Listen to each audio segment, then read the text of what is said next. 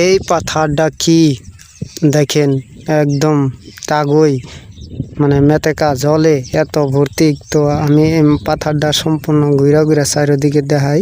এত বড় পাথার, মানে মাঠ মানে ক্ষেত করি, এ জায়গায় পুরো ধান ক্ষেত লাগানি হয়। তো আপনারা দেখে ভালো পাইবেন। তো দেখেন, এই যে আমি সারা বছরের আয়ের এই জায়গাটা দেখাইতাছি। আর কি সুন্দর একটি আকাশে আভরা দেখা যাচ্ছে।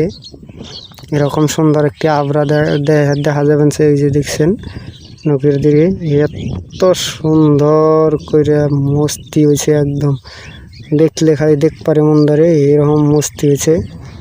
তো এই সাইডে আমি এই সাইডে গাছটার দিকে নদীর আঙ্গুলে দেখতে আছেন, ওই গাছের ওই জায়গায় আমি আগে বহুত ভিডিও বানাইতাম বা করতাম।